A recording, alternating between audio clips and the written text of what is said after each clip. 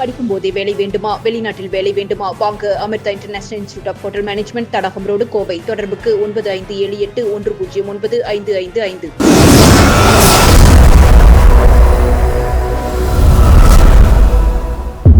வணக்கம். கோவை 22 நஞ்சுண்டாபுரம் ஊராட்சிக்குட்பட்ட பள்ளி மாணவ மாணவிகளுக்கு விகேவி குரூப் சார்பாக தொடர்ந்து 20வது ஆண்டாக கல்வி திறன் ஊக்கத்தொகை வழங்கும் விழா நடைபெற்றது.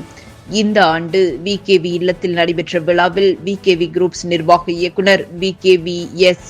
வினீஷ் வரவேற்று பேசினார். முன்னாள் எம்எல்ஏ சின்னராஜ் தலைமை வகித்தார்.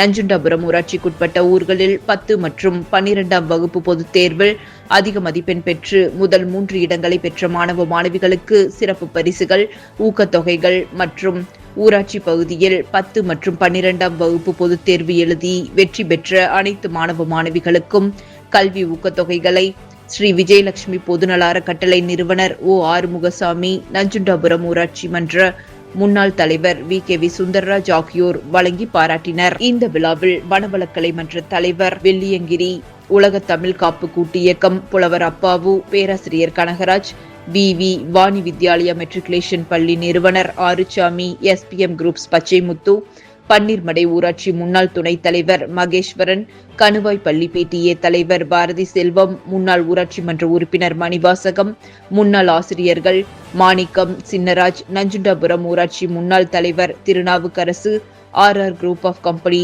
ஆர்.சி. தியாகராஜன் ஆகியோர் முன்னிலை வகித்து ஊக்கத்தொகைகளை வழங்கினர். இதில் நஞ்சுண்டாபுரம் ஊராட்சி முன்னாள் தலைவர் விகேவி கார்த்திகேஸ்வரி சுந்தர்ராஜ், முன்னாள் ஊராட்சி மன்ற உறுப்பினர்கள் நாகராஜன், ஜெயந்தி, சோமசுந்தரம், ஆறுமுகம், கிருஷ்ணவேணி, குமாரசாமி, புஷ்பலதா, ஆனந்தன், திவ்யா, இந்திராணி, அம்சவேணி, பெற்றோர்கள், மாணவ மாணவிகள் திரளாக கலந்து கொண்டனர்.